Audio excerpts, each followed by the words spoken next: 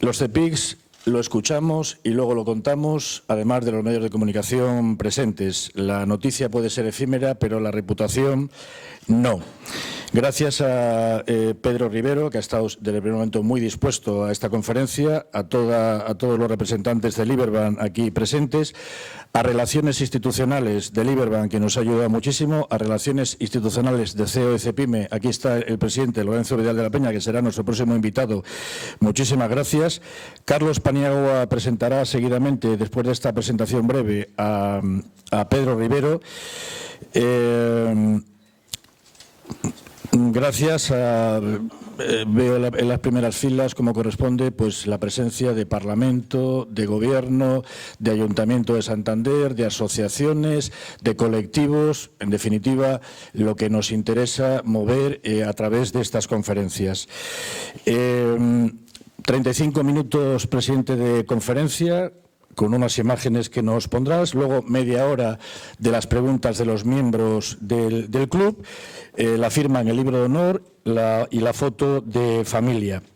Nada más, muchas gracias por su asistencia, que es lo importante. Pani, tuya es la palabra. Muchas gracias. Buenas tardes a todos, autoridades, colegas y miembros de PIC, nutrida representación de Liberbank. Amigos todos, buenas tardes y gracias por vuestra asistencia. La verdad es que uno ha presentado a gente, pero nunca me había tocado presentar a Pedro Rivero. Y luego con gusto, luego con afecto, con respeto y con admiración, lo sabes.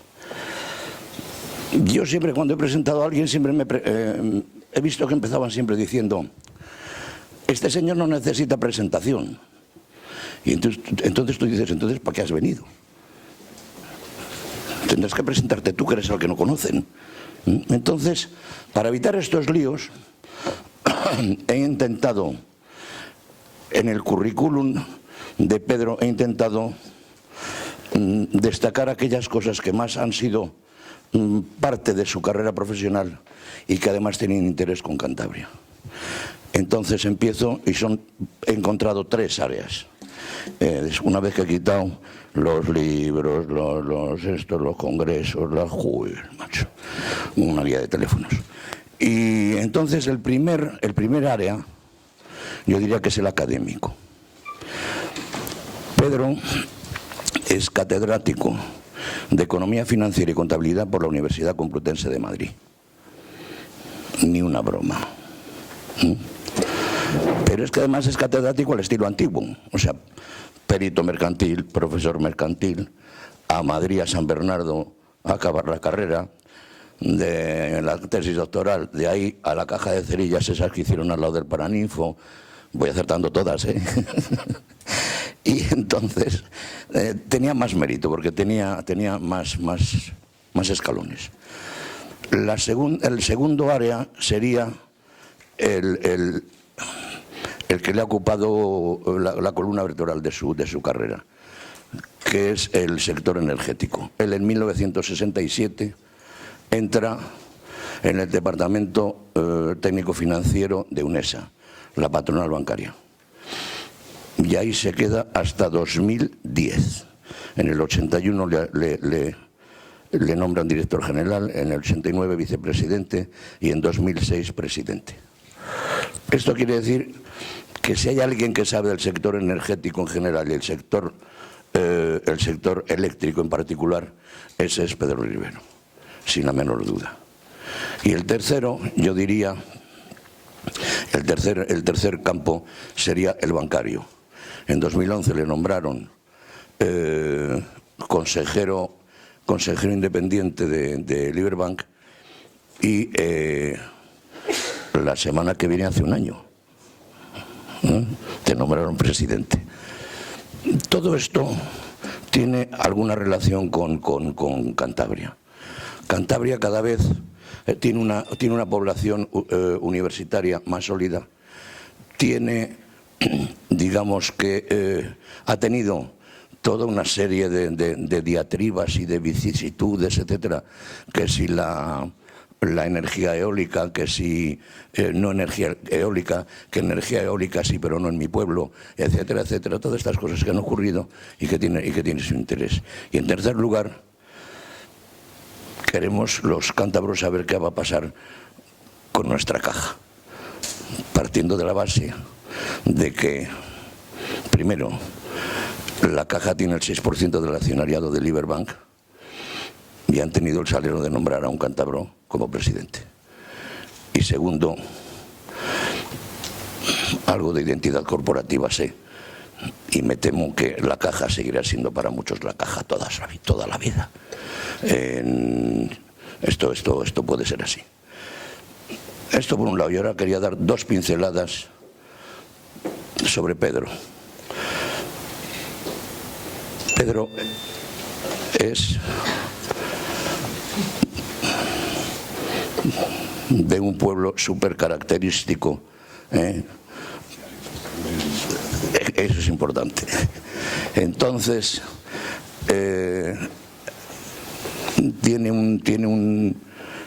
imprime carácter. Imprime carácter. De entrada, si has nacido en ese pueblo, tienes que jugar al fútbol con la izquierda como Gento. Y si no, te mandan empadronarte a Torrelavega. A propósito de fútbol, un día hablando con una nostalgia muy poco disimulada, dijo que él había jugado en sus tiempos al fútbol en un equipo que se llamaba Nueva Montaña y que tuvo como compañeros de equipo a Nando Josu y a Vicente Miera. Entonces yo automáticamente pensé, si el Racing necesita un gran financiero y el ser presidente del Racing es la única presidencia que te falta, pues no sé, es una idea, luego ya seguimos. En segundo lugar, yo diría que Pedro es un cántabro de los pies a la cabeza. Es un cántabro por los cuatro costados. No da cantabriza Madrid. Es un hombre que cualquier cosa que le pida Cantabria, ahí está. Yo, como en la época de la Casa de Cantabria en Madrid, le pedí pocas cosas, pero a todas, antes de acabar la pregunta, él había dado un paso adelante, incluido un aval de una importante cantidad que necesitaba la Casa de Cantabria para su supervivencia. Y finalmente, Pedro es una gran persona, pero grande en el gran sentido de la palabra grande, que diría Machado. Por mi Castilla, la vieja, hay una palabra que se está perdiendo y que define perfectamente a Pedro, que es cabal. Pedro es cabal. Pedro es sincero, es sencillo. Es que, ¿qué más puedo decir de ti? Eres ese amigo que todos quisiéramos tener cerca. Y yo especialmente, porque mi hijo mayor vive en el piso de abajo de Pedro. O sea que me tranquiliza más. Pedro, he tenido el honor de hablar de ti. Me ha encantado poder hacerlo y ahora tengo el honor de cederte la palabra. La macro. Se dice muchas veces la macro va mejor o a decirlo, pero no llega a la familia y a la gente. Bueno, eso es verdad, pero como he tenido ocasión de decir recientemente, lo que no es posible es al revés, que las cosas vayan bien a la micro si no le van bien a la macro. Eso es un principio que en economía es así y no tiene vuelta de hoja. Esto es lo que nos ha pasado en nuestra economía. En lo que nos ha pasado está claro que el Producto Interior Bruto ha oscilado y ha caído, que es la demanda interna es la que ha tirado, sobre todo la parte azul es la que ha tirado del PIB después de la crisis, y que el consumo privado se ha comportado, si comparamos 2014-2016, se ha comportado y se va a seguir comportando. La cifra que tenemos aquí en 2016 realmente, aunque son muy recientes, están superadas si se cumple el 2015, como sí que parece que se va a cumplir, pero es las previsiones oficiales que tenemos en este momento. La formación bruta de capital, que es el dato importante, que de cuánto ahorramos y con qué stock podemos contar para continuar el desarrollo. Es importante que dentro de él, dentro de la formación bruta de capital, sean los bienes de equipo los que se han comportado muy bien. La construcción parece que ha tocado suelo y está recuperando, y es un motor importante. La demanda es la que está haciendo, y eso también es muy importante, no es un proceso inflacionista, no es una burbuja, sino que la demanda está creciendo, y eso quiere decir que la gente está pudiendo hacer las inversiones productivas también, puesto que el saldo exportación-importación también va mejor. De todas formas, yo esto lo quería más que dar una pincelada. Lo que sí les recomiendo es, y que me ha impresionado, es el artículo que Cantabria Negocios publica Eduardo. Yo nunca he visto en mi vida, Eduardo Zúñiga, meter más datos en una sola página, y además más de verdad demostrativos de en qué situación estamos. Esperemos no llegar a lo del italiano, pero me ha encantado. Yo lo recomiendo porque además es una sola hoja. La preocupación importante es el paro, y el mercado de trabajo, pues efectivamente ha ido muy mal, está mal, y evidentemente lo que estamos es descendiendo. Este ritmo se puede ser más optimista o menos optimista, pero esta es una de las razones por las que decimos que si la macro no va, la micro no va a ir. Es decir, con crecimientos, como hemos visto antes, esperados de en torno al 3% del Producto Interior Bruto, es muy posible que el ritmo de creación de puestos de trabajo se mantenga, y que por lo tanto la disminución del paro sea incluso más rápida que antes. Hacían falta esos niveles de crecimiento para empezar a recuperar empleo. Sin embargo, ahora estamos demostrando, como lo demuestran estos 2 últimos años, que con menos crecimiento del Producto Interior Bruto y más selectivo se puede crecer, y se puede llegar desde luego a tasas que tienen que bajar todavía mucho, porque esto sí que es insostenible. No obstante, bueno, más vale este marco que el que teníamos cuando estaba creciendo la masa. Entrando en los datos que me interesan para lo que diremos después, pues el crédito al sector privado también está disminuyendo. Luego veremos la siguiente transparencia. Está disminuyendo, ¿por qué? Porque todo este proceso que hemos visto antes lo que está haciendo es lo que se llama técnicamente desapalancar la economía, tanto la pública como la privada. Es decir, estábamos demasiado endeudados, y por lo tanto el ritmo de crecimiento de nuevos préstamos es inferior al del vencimiento de los que teníamos acumulados, porque por ahí tiene que ir la economía si quiere sanearse. No puede tener el nivel de endeudamiento que tiene en este momento, porque no sería un freno para poder seguir creciendo. Por eso la tasa de morosidad también ha bajado, todavía está en el 10,9%. Evidentemente pesa mucho en los créditos nuevos, esa tasa es mucho más baja, pero pesa mucho los créditos acumulados, y con esa morosidad, como ustedes comprenderán, con morosidades del 10% y margen de interés, como veremos ahora, en torno al 4 o al 5%, es imposible que un negocio financiero bancario funcione. El nuevo crédito, o sea, esta es la tendencia de lo acumulado, se va desendeudando la economía. Pero el nuevo crédito está creciendo y va a crecer más.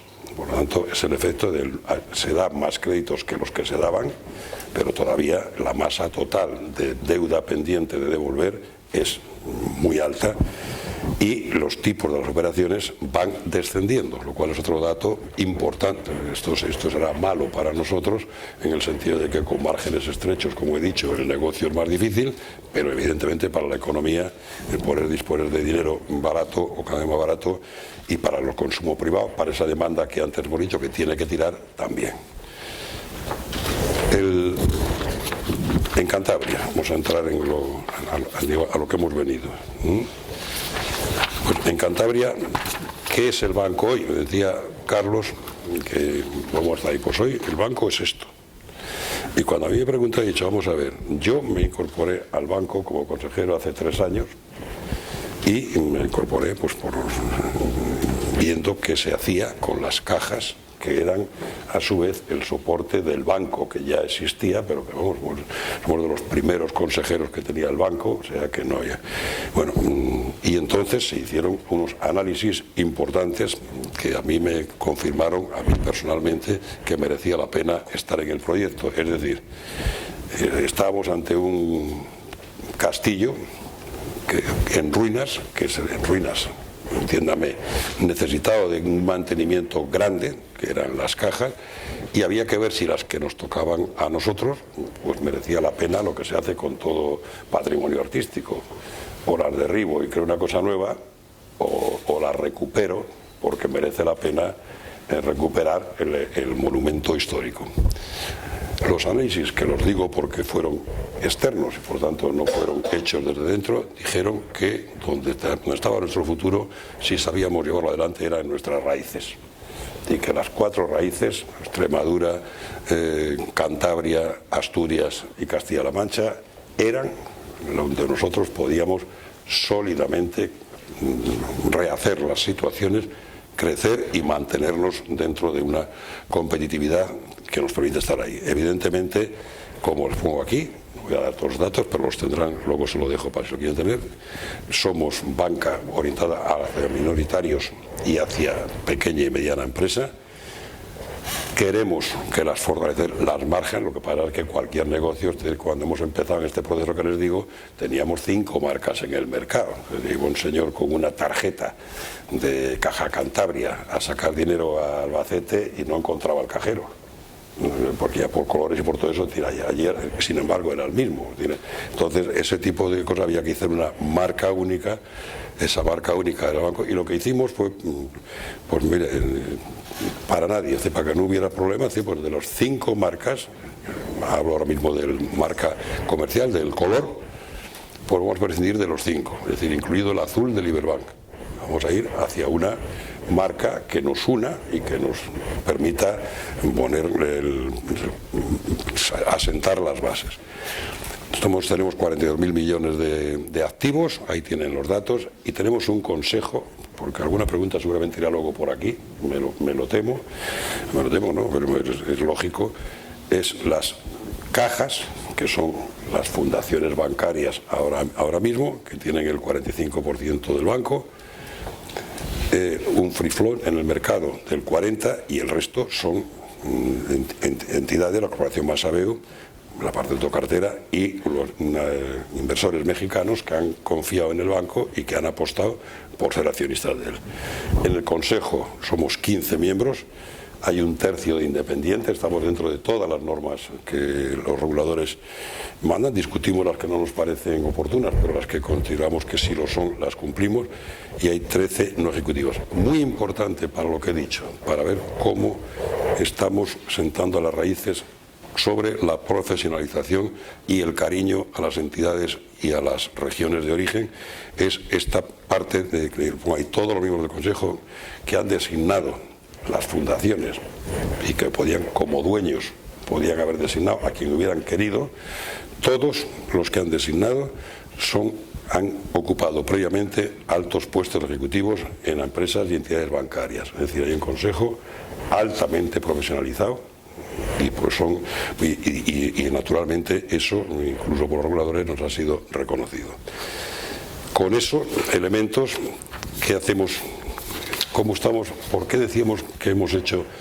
¿Cómo estamos en las cuatro regiones? Pues en las 4 regiones, sorpresivamente, al principio cuando llegué, incluso para mí, pues seguimos teniendo un papel muy destacado, tanto si lo medimos en número de oficinas, como en préstamos concedidos a minoristas y empresas, como en depósitos de la clientela. Dentro del tamaño, sin embargo, su participación en la actividad del banco en esos 3 elementos es muy importante. En cuanto a la actividad económica en Cantabria, pues se da una circunstancia que también me va a valer para la segunda parte, que es que si bien la crisis económica de Cantabria fue más profunda que la media nacional, no pasó igual con el desempleo. El empleo en Cantabria se ha comportado mejor que en el resto de España. Y aquí hay un hecho diferencial que luego puede explicar muchas cosas. Es decir, aquí se ha seguido trabajando, en más precario, menos precario, con más economía, con menos economía. Pero, y si me perdonan lo que voy a decir, porque puede interpretarse mal, se ha usado menos el paro que en otros sitios.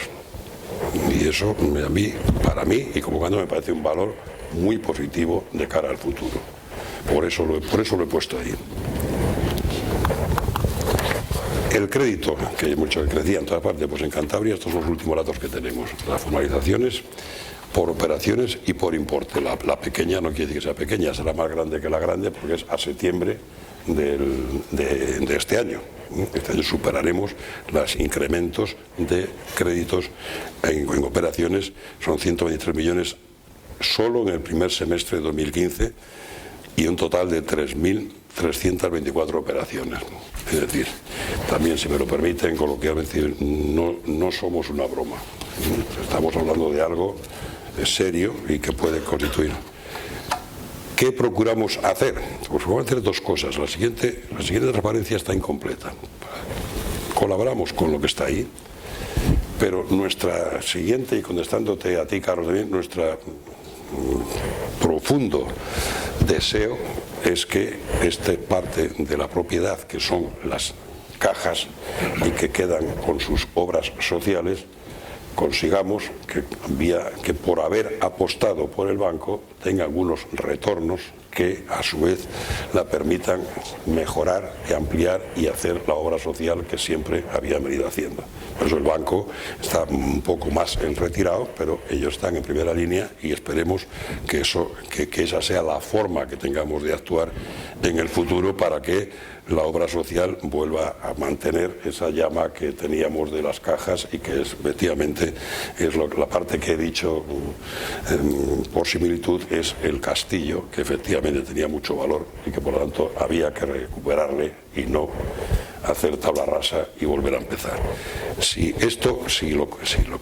Naturalmente ahora tenemos, dice, es que antes era la obra social y ahora, como es el banco, ahora te vas a ver. Nadie puede tener en este mundo más interés en que la obra social vaya bien que el banco. ¿Por qué?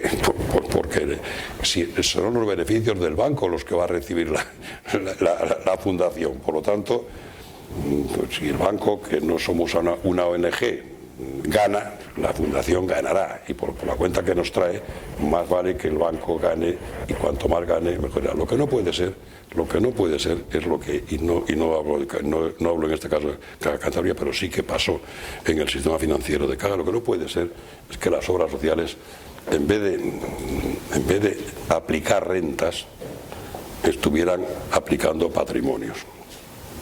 Porque una vez que se acaba el patrimonio se acaba la renta y muerto el perro se acabó la rabia. Entonces muchos de los fallos que ha habido, de las casi 80 cajas que había, pues muchos de ellos se deben, en algunos casos se deberán a otras razones de mala administración o de lo que ustedes quieran, pero en algunos casos fueron excesos de inversión sobre las posibilidades reales. Y entonces, repito, económicamente es muy claro, si en vez de gastar renta y patrimonio, te acabas quedando sin la renta y sin el patrimonio. Y eso es lo que ahora el tándem fundación-banco, además siendo la fundación propietaria del banco, vamos a estar en la misma línea y ojalá las obras sociales puedan llegar a ser mucho más importantes que lo que en su día fueron, porque, repito, queremos seguir integrados en la región. Primer cuarto de hora, moderador. Seremos el segundo cuarto de hora porque el tema da para. El segundo es el mix energético, como ya he dicho bien, desde la parte eléctrica. Pero en este momento, todo lo que se habla casi de energía, por lo que voy a decir después, va muy centrado, va desde el sector eléctrico al energético. ¿Por qué? Pues porque una de las transformaciones importantes que van a venir es que se haga más electrificación, lo que se llama la Unión Europea electrificación inteligente, porque es la mejor forma de aprovechar energía. Es decir, gracias a la electricidad, el viento, el sol, ha dejado de ser una vela llevando un barco o una agricultura utilizando el sol, y ha podido pasar a ser lo que estamos viendo de vehículos eléctricos o de todo el desarrollo que hay ahora. Es decir, la electricidad es la forma en que mejor se pueden aprovechar las energías tradicionales y las energías nuevas, y dentro de todas ellas las renovables. Y donde no ha pasado eso, lleva un retraso importante. Es decir, por ejemplo, el sector transporte, donde todavía se usa directamente mucho en aviación o en energía primaria, en derivados de petróleo, etcétera. Bueno, pues cuando han venido, y algunas veces lo cuento, cuando yo estudiaba economía ahí en San Bernardo, para que supiéramos bien lo que eran los bienes económicos, es decir, que podían funcionar en régimen de mercado, de los bienes no económicos, que por mucha utilidad que tuvieran no entraban en el campo económico, porque no había oferta y demanda y no podía haber entonces la competencia. El ejemplo que nos ponían para que nos quedara claro de dos bienes que no eran económicos, porque eran indispensables para la vida, pero tan abundantes que no valían nada económicamente, eran el agua y el aire. Y yo no soy muy joven, pero tampoco es que haya pasado 4 centurias. Es decir, en un tiempo récord son dos de los bienes más escasos, el cambio climático y el acceso al agua, que son más económicos que todos los demás, en la medida en que son necesarios, universales, en sistemas de mercado, escasos, con precios, con una serie, con todas las características que tiene que tener cualquier bien económico. Por eso quería traer aquí como resumen lo del mix, es decir, porque el mix eléctrico, qué materias primas se usan para la electricidad, es muy importante saberlo. Esta es la situación hoy, la situación actual. Hay una estructura de producción y una potencia instalada. La diferencia entre uno y otro, naturalmente, son las horas de utilización. Es decir, mientras unas pueden utilizarse 9.000 horas, como por ejemplo la nuclear, pues otras están utilizando 2.000, 2.500 porque todavía no hemos inventado que por la noche haga sol. Y como no lo hace, ni siquiera luz, porque si hiciera luz que no fuera eléctrica, la podríamos transformar también en electricidad, pero no es así. Entonces, ¿cuál es la importancia? La importancia es, yo había traído un punterillo que compré un día en un chino y que me ha dado muchas alegrías en las charlas, que era esta y esta. Es decir, lo que tenemos ahora es que en el sector eléctrico, no combinamos con el energético, porque como pongo abajo, en el mix energético global aún no se alcanza ese 20% que nos hemos comprometido con la Unión Europea, pero en el sector eléctrico sí que el mix renovable supera ese porcentaje. De forma que en producción, en el año 2014, esto depende mucho del año hidráulico, mucho, 2 o 3 puntos, pero he querido coger el último año que teníamos datos completos, en producción, ahí tiene... Pongo, en renovables tenemos el 38,9% producido. La nuclear ha producido el 20,5%, con una potencia instalada del 7%, lo que demuestra la utilización que tiene. Y por lo tanto, el objetivo al que vamos, y que es del que me querría centrar todo hoy, porque creo que es la revolución que viene, la descarbonización de los sistemas económicos y domésticos, pues nos quedan ahí, tenemos el 59,4% descarbonizado, nos queda el resto si queremos llegar a que eso sea el objetivo. En potencia, evidentemente, pues la cosa es parecida, con la diferencia son las horas de utilización. En el siguiente, situación actual, que la titulo así también, tenemos hechos que deberían ser tenidos en cuenta, aparte de demagogias, que son también da mucho juego, pero luego viene la realidad y hay hechos que deberían ser tenidos en cuenta de dónde estamos, porque según dónde estemos podremos ir a un lado o a otro y podremos ir a más velocidad o menos velocidad. Tenemos una situación complicada si queremos correr. Tenemos complicada en el mix eléctrico. ¿Y por qué? Pues porque tenemos una disminución de la demanda, pero pues, como decimos, una disminución de la demanda ahora está empezando a crecer. La disminución de la demanda quiere decir que nos hemos situado en el consumo eléctrico que teníamos hace 9 años. No ha sido un bajonillo así, no ha sido una ralentización, no ha sido... Estamos ahora con una demanda similar a la que teníamos hace 9-10 años. Y sin embargo, la inercia de las inversiones, desde que empezó a caer la demanda, que fue a partir de 2007 y 2008, pues las que estaban en curso, más las renovables que estaban lanzadas, siguieron su inercia y realmente se ha seguido invirtiendo como si la demanda no hubiera decrecido hasta 2013 a un ritmo muy superior a lo que, para terminar, en unos casos porque si no eran costes hundidos, en otros porque se pensaba que cuanto antes se fuera todo renovable mejor. Es decir, razones diversas, muchas de ellas, por decirlo de alguna forma, filosóficamente comprensibles, pero a la hora de la verdad en la práctica, en la economía, con sus consecuencias. Y esas son inevitables.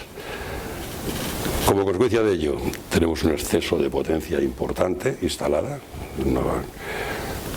Tenemos además una obsolescencia importante en los parques de generación. Hay una serie de instalaciones que o bien hay que repotenciar, y hablo de renovables y de no renovables. Ahora mismo pues vendrán situaciones distintas, porque la democracia afortunadamente tiene esos periodos pre, post y anteelectorales y realidad, y lo tiene, y digo afortunadamente, lo vuelvo a decir. Pero ahora, si tenemos un superávit, ¿a qué lo dedicamos? A levantar el peso, a rebajar el precio, que está muy alto, ya lo voy a poner ahí, a favorecer, y ahora vendrá en la siguiente autoconsumos, etcétera. Bueno, pues hay una decisión ahí que debería tomarse estratégicamente. Aquí nadie tiene la razón absoluta. Si la tuvieran y no la aplicaran, tendría que estar en la cárcel el correspondiente. No hay soluciones mágicas y por eso hace falta el consenso. Para decir que 2 y 2 son 4 no me hace falta ningún consenso. Eso ya lo tengo ahí. Entonces viene el déficit acumulado, es un problema, porque mientras no le quitemos, no habrá mercado. Porque todos los años habrá que echarle una cuota aparte sobre el precio, y ya no será precio de mercado, será precio de mercado, y quedan, si no se hacen otras cosas, y quedan 12 o 14 años para eso. La consecuencia también ha sido unos precios elevados que afectan a la competencia, de tener la media más o menos de precio eléctrico en España europea a estar en los elevaditos, en la primero de la clase, donde debíamos de estar si pudiéramos el último. Y por lo tanto hay una serie de reformas pendientes. No se han acabado las reformas, ni mucho menos. Hay que arreglar todo esto, pero además de arreglar todo eso, hay que atender a los objetivos futuros, que son de dos clases. Unos son compartidos. No creo que conozcan ustedes, yo no lo conozco a nadie que no esté de acuerdo en que hay que conseguir genéricamente la seguridad del suministro, que este sea universal, los precios que sean competitivos, porque afecta mucho a la competitividad, el precio de la energía, y el respeto del medio ambiente, porque el cambio climático es algo que a todos nos debe de preocupar. Pero esto es muy antiguo, es decir, esto es claro, ¿a quién no le gusta que las cosas sean buenas, bonitas y baratas? Pues eso yo no conozco a nadie. Otra cosa son los objetivos comprometidos. Es decir, bueno, ¿usted a qué se ha comprometido? Dentro de lo que hay que hacer, ¿a qué se ha comprometido o está a punto de comprometerse? El último, veremos lo que pasa en París este mes de noviembre. Usted, pues en los cometidos están para 2020 el famoso 520, el año 2020, 20% de aumento de la eficiencia, 20% de disminución de CO2 sobre 1949 y 20% de energías renovables en el mix de generación. ¿No? Son los 5 porque da la casualidad de que yo no sé si lo pusieron así adrede, porque era el año 2020, porque ya era 2020. Bueno, y para 2050, que no es lo mismo, que se ha cambiado toda la estrategia. Antes era, para 2020, como ven, está todo centrado en que con las tecnologías actuales, como le digo ahí al final, solo el ahorro y la eficiencia cumple con los requisitos de bueno, bonito y barato. ¿Por qué? Pues porque la no consumida es la única que es segura, no falla, si no la consumo no hace falta.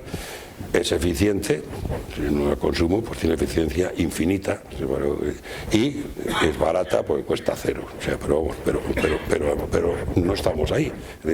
Mientras no seamos capaces de cambiar, hay que intentar maximizar el ahorro y eficiencia, eso es evidente.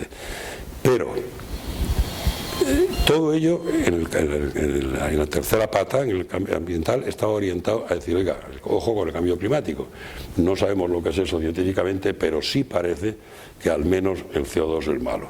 Primero fue el NOx, la ácido azufre, etcétera, pero al final, vamos a centrarnos en algo. Vamos a entrar en el CO2, parece evidente científicamente que si mejoramos eso, y entonces pues vienen las luchas mezclando temas, porque claro, decir, bueno, entonces ¿qué pasa? Que hay que no emitir CO2, vale. ¿Y de cuánto cuenta? El 20%, sí, pero ¿cuenta o no cuenta el nuclear? ¿Cuenta o no cuenta la gran hidráulica? Claro, y ahí viene la lucha entre países. Francia con el 80% nuclear dice aquí, póngame usted el objetivo que quiera, yo de lo demás no voy a consumir. O sea que los que teníamos otros mix y el de español era y es de los mejores, no lo veíamos igual. En 2050 por fin se ha dado un paso, pues como se dan los pasos en la política, y por lo tanto en la política europea, en este caso, en el conjunto, la Unión Europea, o es una unión política o no es nada.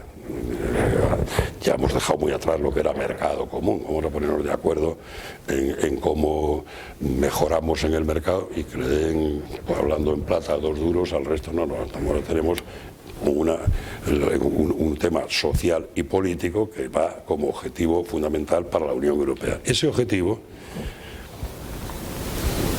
para no entrar en la discusión anterior, se llama descarbonización.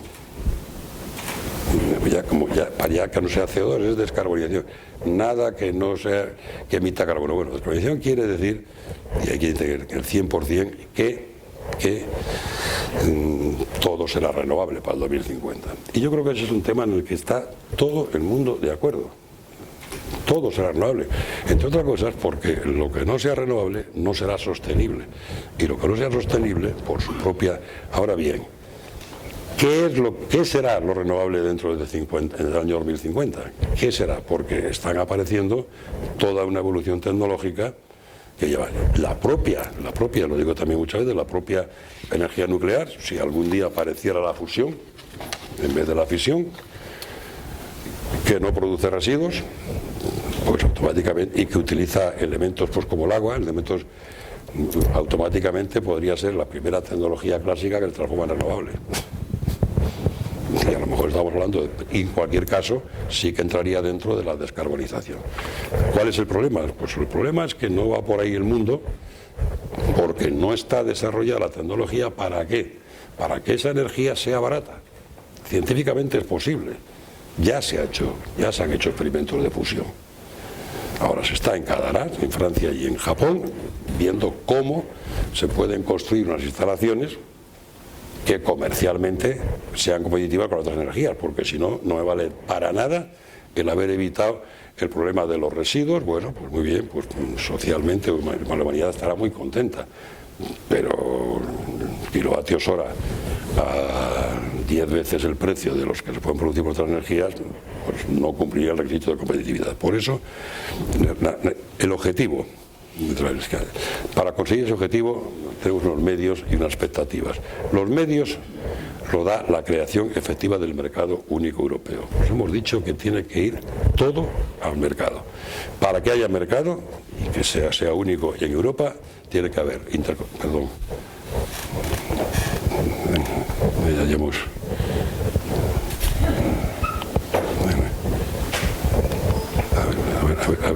mira que si yo solo fuera capaz de ponerlo. No, es la pantalla completa, lo demás ya va. Ahí. Bien. Hace falta interconexiones físicas. Hace 20 años que se salió la directiva para que España no fuera una isla, España y Portugal, porque como consecuencia de la isla de Pirineos también Portugal era una isla. Hace falta regulación única, es decir, de nada me vale la revisión técnica de los coches si luego resulta que para circular cada conductor tiene un código y va por donde le da la gana. Pues es barrera tan importante como la no existencia de interconexiones físicas. Hace falta el tratamiento uniforme de ayudas y primas, a ser posible con tendencia a cero, pero en todos los sitios, porque es que si no se produce una competencia desleal. Es evidente que el mercado es incompatible con las subvenciones. Otra cosa es las ayudas públicas que se pueden hacer a partir de la creación de riqueza, que eso es el Estado el que lo tiene que decidir y el que tiene que hacerlo, pero competir, se compite por los márgenes y por los productos y por los servicios, no por el boletín oficial del Estado ni por la subvención. Y sobre todo que sean únicas. Y luego la ventaja importante, ¿cuándo habrá mercado interior único europeo? Pues cuando el precio sea único, en toda Europa. ¿Por qué? Porque los intercambios en un mercado, el precio por definición, si el mercado es único, el precio es único. De hecho, nosotros ya con Portugal, gracias a la primera unión que tenemos, la mayor parte de las horas del día, el precio de Portugal y el de España es el mismo. Y lo regula la importación y la exportación. ¿Por qué? Porque ahí sí que con tiempo se reforzaron las interconexiones. El segundo pilar, la revolución gorda, viene con lo que seamos capaces de inventar, de innovar y de introducirlo comercialmente. Es decir, las nuevas tecnologías en generación. Ya he dicho antes, sean renovables en fusión, desde luego serán las que produzcan carbón. Pero la gran revolución, y estamos ahora en ello, será la energía distribuida. ¿Qué es la energía distribuida? Una de las cosas buenas que ha hecho en la lucha contra el medio ambiente y la utilización de las renovables ha sido que las unidades de producción ya no tienen por qué ser grandes. Las economías de escala de una central de carbón, de una central nuclear, de una central, no son ya el factor importante. Siempre que la tecnología de transformación de la renovable, de la eólica, de la solar, esté suficientemente avanzada. Y por lo tanto es evidente que ahora mismo en Estados Unidos ya hay experiencias, están incluso combinando sol y aire. Es decir, en zonas aisladas es la combinación de paneles fotovoltaicos con un molino de viento la que permite salvar la noche, pero es que aparte de eso viene, y a una velocidad que no nos lo podíamos creer, el almacenamiento de energía eléctrica con baterías es lo que va a hacer la gran revolución. Ese va a ser, ¿por qué? Pues porque va a permitir entonces la autogeneración y el autoconsumo. Es decir, va a producir que el balance neto sea el elemento fundamental. ¿Y eso qué otra consecuencia tiene? Pues tiene que el cliente se incorpora a la generación y utiliza el sistema para sus necesidades y para interactivar con el resto de los sistemas energéticos. Y para eso, con una inversión pequeña en comparación con lo que cuesta una central convencional, pues puede. ¿Qué está pasando? Pues está pasando que, en mi opinión, aquí se le está teniendo demasiado miedo a las burbujas que ya hemos pasado y que se tuvieron porque se reguló mal. No porque hubiera que tenerla. Y me refiero a la burbuja de la clásica eólica o de la clásica fotovoltaica. En la eólica eso ha dado lugar a que prácticamente ya sea competitiva y por lo tanto ha valido la pena el esfuerzo. Nos queda que como fuimos los más listos de la clase, pues tendremos los parques más obsoletos y ahora el tema es la repotenciación, como decía antes, y que otros no lo tienen. Y por último, las nuevas redes, el monstruo de red con almacenamiento y con energía distribuida, la red tiene que ser otra. Y si además el cliente tiene que participar en generación y en consumo, tiene que interactivar la red, no solo apretar el interruptor, que es lo que hacía el cliente hasta ahora. Eso lleva a que van a cambiar los modelos en vez de gestión, en vez de oferta, va a pasar a modelo de demanda y a modelo mixto. Entre energía centralizada se seguirá produciendo durante tiempo en toda la transición, pero al final va ahí. Y si ustedes quieren, naturalmente, que para eso no se trata solo de tener las redes y de tener las instalaciones, sino que se puedan usar. Es decir, ahora estamos diciendo, claro, es que si resulta que yo para utilizar la energía más barata tengo que lavar por la noche, pues a ver cuándo duermo. Bueno, lo que estamos hablando es de que habrá que domotizar la vivienda, el consumo, la fábrica, el otro, para que con el smartphone, con cualquiera de los elementos que tenemos, el iPad, lo que sea, podamos nosotros ir operando la automatización, que es lo que tiene que equiparse también en el usuario para que pueda utilizar inteligentemente las redes. Si no, pues evidentemente no habremos avanzado. Pero eso es lo que viene. Y eso lleva a la digitalización. Y la banca también. O sea, que no es un tema que venga solo a las eléctricas. Esto es el mundo el que viene y por lo tanto es el mundo al que, bueno, pues tú podrás resistir lo que tú quieras, pero en el futuro, medio plazo, desde luego será distinto. No solo en tecnologías, sino en sistemas. Con mayor participación de agentes de la generación y mayor implicación de los clientes para lograr ahorro, eficiencia y conservación de medio ambiente. De forma que se mantengan esos tres objetivos que decíamos clásicos, pero la evolución tecnológica y los sistemas de gestión los hagan compatibles, cosa que no eran hasta ahora. Puede ser, comparado con lo actual, bueno, bonito y barato, pero con otros sistemas de generación, de gestión de la demanda, y ahí se va.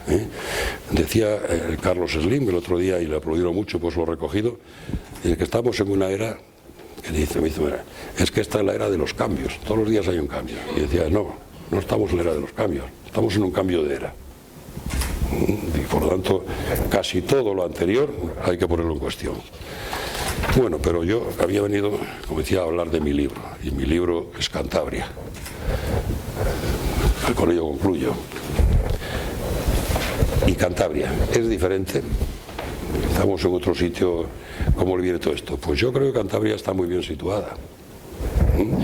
Tiene empresas tractoras, pero en el campo energético, en el campo industrial, en el campo financiero, y tiene un creciente sector de pymes. Está por encima de la media en equipamiento de red de clientes, de la media española. Por lo tanto, el primer paso de instalaciones que permitan operar en la red está más avanzado que la media. Le falta a la red general de apoyo mejorarla, que siempre ha sido deficiente aquí. Tiene menos hipotecas a pagar por parques obsoletos. El no estar en la punta de los desarrollos a veces a la larga tiene ventajas. Es decir, no tiene por qué dejar obsoletas, cerrar, aplicar mucha más proporción, menos proporción que las otras regiones. Tiene en renovables el futuro eficiente, está abierto a todo el mundo. Por lo tanto, pero yo he leído las discusiones que están en la prensa estos días sobre si el plan eólico antiguo, el nuevo, el regular. Yo me plantearía este conjunto y buscaría el consenso con la sociedad y los agentes, porque merece la pena, porque nos podemos equivocar muy fácil si intentamos hacer más en vez de hacerlo mejor, y por lo tanto ese es el cambio de era. Tiene oportunidades en el mar, en la eólica marina y otras. También he leído algunas informaciones que si porque haya un laboratorio no le haya, oiga, cuando estamos viendo por dónde van este tipo de instalaciones, claro, es que en 5 años esas instalaciones monstruosas de dentro del mar ya no se meten en tierra, ahora se las amarra. Y Japón es muy probable, pues está en la punta de esto, muy probable que después de Fukushima renuncia, si no a todo, a buena parte del programa nuclear por la marina offshore. Por lo tanto, por estos monstruos de instalación ellos ya van por más de 100 metros de profundidad amarradas y creen que es su futuro. Hay una universidad potente, la Universidad Cántabra, en el conjunto de lo que son las universidades españolas, es una muy buena universidad y además con los dos palos que tiene, pues puede jugar a más cartas que el que no tiene uno solo. Y tiene calidad de vida y, voy a decir, ambiente atrayente para la localización de nuevas empresas e inversores. Cierto que, como dice Fernando García de Andrés en su artículo también de ayer o de antes de ayer, cierto que el transporte, especialmente el de ferrocarril, debería de mejorarse como base para oportunidades de futuro de acercar, pues modo, incluso como él dice, incluso el puerto. Estará mucho mejor servido. Muy bien, conclusión, de verdad, me paso 5 minutos. El futuro de Cantabria para mí depende más de voluntad de hacer, y por lo tanto de consensuar y de hacer, que de falta de oportunidades. Y eso, si tenemos voluntad, creo que tenemos un futuro optimista. Muchas gracias.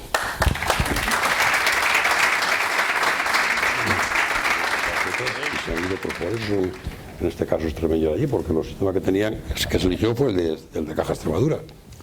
Gervasio Portilla, director de Televisión Popular. Enhorabuena, don Pedro, por su intervención.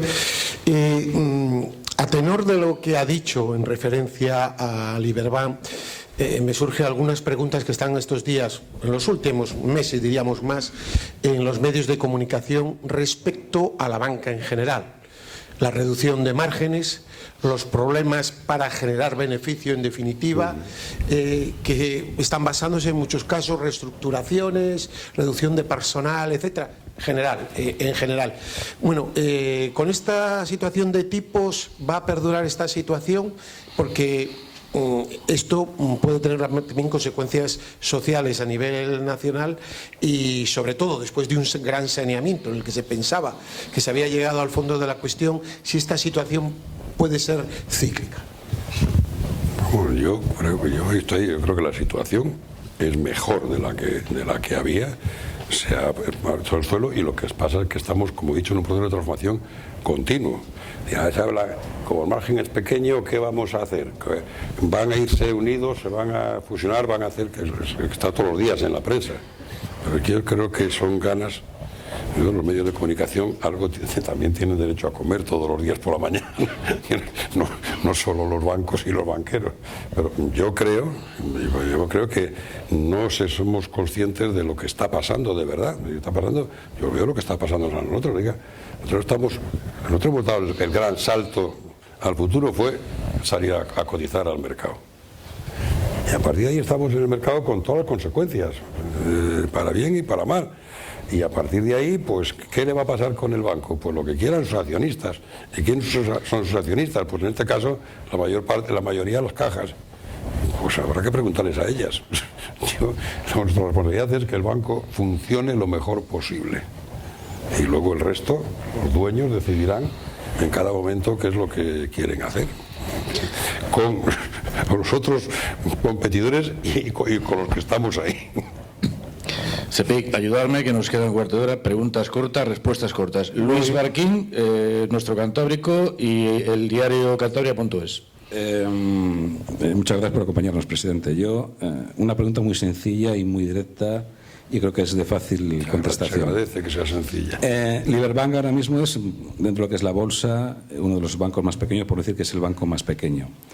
La entidad presidida por Isidro Fainé, con CaixaBank, lógicamente tiene una cuota de mercado de lo que es en Cantabria, en Asturias, en Extremadura, que no llega al 15% o está cercano a lo que es el 15%. Hay otros bancos, como puede ser el portugués BPI o como puede ser incluso Bankinter, que ven muy interesante a Liberbank. Y en el mercado se oyen pues vientos o ruido de que se puede producir una OPA. ¿Se está negociando actualmente en este sentido? Vamos a ver, las OPAs vienen. Y es un instrumento por el cual alguien puede decir, ahora mismo, nosotros estamos ocupándonos en que el banco sea lo mejor posible. ¿Qué quiere decir? Que pase lo que pase, valga lo más posible. Y lo que venga, vendrá. Pero digo, pues no me pregunten a mí ni a los ejecutivos del banco. Pues entonces a los accionistas. Si un accionista, y para ponérselo fácil o difícil, si una fundación, como no quiero que sea Caja Cantabria, como Caja Astur, tiene unas acciones del banco y las quiere vender, ¿quién se lo va a impedir? ¿A quién? ¿A quién sabrá él? ¿A quién? Y si alguien está hablando, estarán hablando con los accionistas. Es decir, por eso da la estructura del accionariado. Es que es muy distinto. Es que antes una caja pues, o se fusionaba o no se fusionaba, eran voluntades que se ponían de acuerdo, los patrones. Ahora estamos en el mercado. Es más, yo podría decir que sí hay algo y mañana el mercado desmentírmelo. Y al revés, podría ser lo mismo, porque estaría intentando quedar bien, pero mintiendo, porque el mercado es el mercado. Fernando Collado, director del Faro de Cantabria. Buenas tardes y muchas gracias por la conferencia. Dos preguntas muy rápidas, una doble pregunta, un poco de la base, ¿no?, de la economía social. Dice que para que la financiación tiene que funcionar la macro, que a veces estamos de acuerdo, pero ¿no le parece que esto puede quedar un poco lastrado, muy lastrado por la nueva figura, porque tenemos años de trabajador pobre? Luego se ha referido al paro, que Cantabria no ha tirado mucho del paro. ¿No le parece que podemos tener en el futuro el problema de, no la despoblación, pero sí la excesiva emigración de Cantabria al exterior, y eso hace que quizá la tasa de paro sea menor porque Cantabria en alguna medida, como dicen los estudios y los reportes, está despoblando? Yo lo que quería decir, al final casi contesto a las dos con lo mismo, casi, es que estamos en un momento, y Cantabria es un momento que Cantabria va a ser lo que Cantabria quiera. Y si lo hace mal, pues le irá mal. Y si lo hace mal y alguien puede marcharse fuera, se irá fuera. Y si alguien puede montar un negocio fuera en vez de montar aquí, le montará fuera. No me lo cuente a mí. Yo no creo que después de oírme, no creo que usted piense que yo me fui de Cantabria porque aquí no podía aguantar más. Sino porque las oportunidades aparecieron por otro sitio y con harto dolor de mi corazón, pues fui en este caso a Madrid. Podría haber ido a Cuba, como fueron, por ejemplo, mis tíos carnales. He ido a México, pero fui aquí. Es decir, esos movimientos, y por eso, evidentemente, por lo que he dicho, por eso yo digo, Cantabria tiene cualidades para que no pase eso. Naturalmente hay crisis, lo pasará como todo hijo de vecino, pero vemos pues está mejor colocada. ¿Y por qué está? ¿Por qué el paro ha sido menor? Pues porque antes que marcharse mucha gente está dispuesta a trabajar aquí. Si fuera en el desierto, nos había salido corriendo al primer año de paro, al primer año de crisis, no queda uno. Pero aquí el que se vive muy bien. Y en general el norte de España está bastante bien situada. Bueno, pues pónganse de acuerdo. Con 500 euros al mes ya le digo yo que no soy de... Pero yo ya sé que eso no es un problema de la banca, simplemente es un poco el escenario que creo que hay en el futuro. Pero la banca está deseando colaborar en eso. No tiene por qué comprar. La banca, creo que es una impresión... como cuando se decía, la banca no quiere dar créditos. Pues eso es como si me dice que el Corte Inglés no quiere vender productos. Si no es un problema de la banca, yo no le imputo eso a la banca, ni mucho menos. No, ya. Creo que el problema está mucho más arriba y que el problema es global. Por eso le hablaba de un sentido global en la pregunta, ¿no? Es decir, el riesgo que se corre con mucha migración en Cantabria y luego con efectivamente sueldos muy bajos que pueden lastrar esa recuperación que busca Cantabria, el pueblo cántabro, y supongo que los bancos también. En la parte energética, que es más clara, sí. Pues, hablando el Cisco que he organizado, pues no le va bien a nadie. Lo veremos. Ojalá sea como usted dice.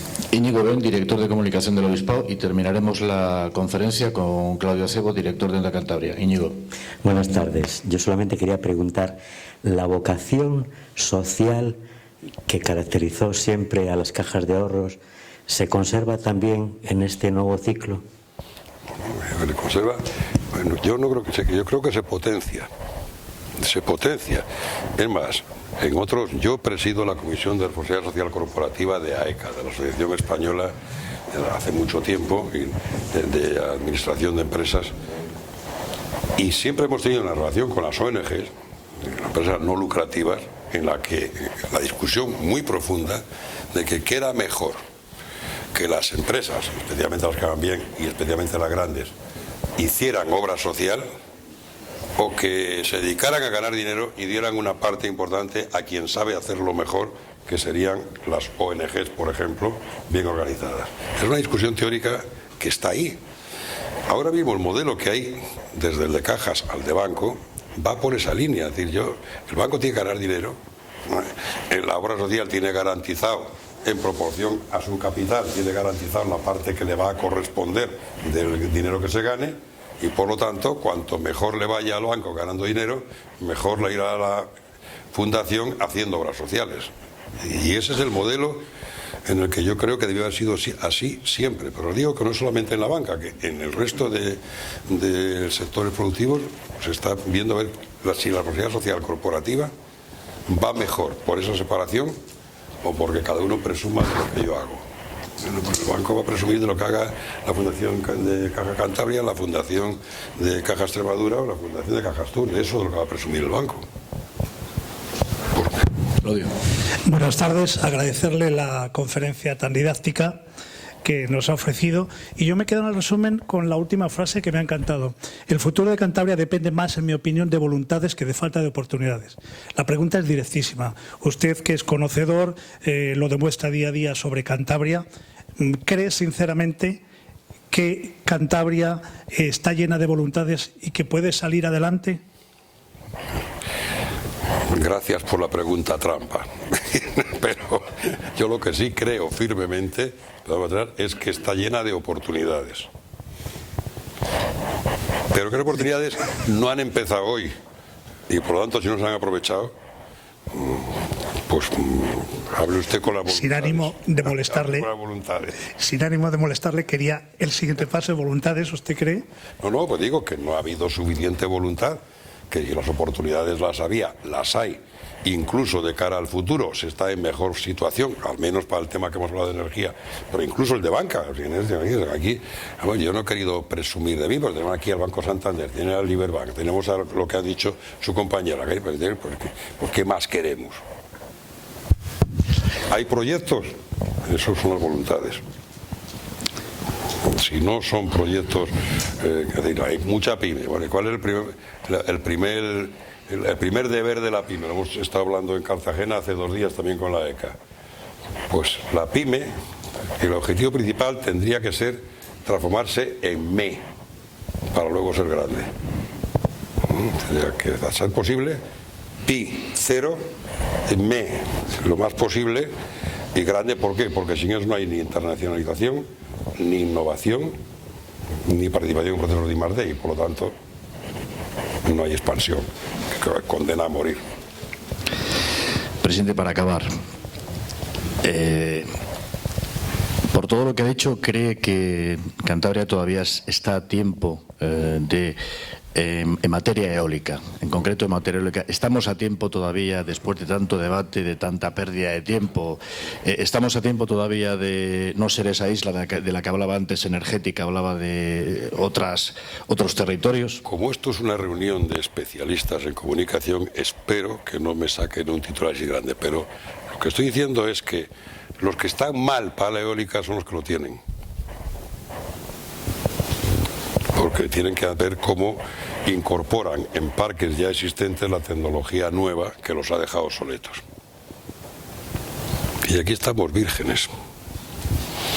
Estamos vírgenes. No se preocupe. Con pocas experiencias y por lo tanto con posibilidad de poner los aerogeneradores que prácticamente están, lo que digo, en paridad de red, que prácticamente ya no necesitan subvenciones.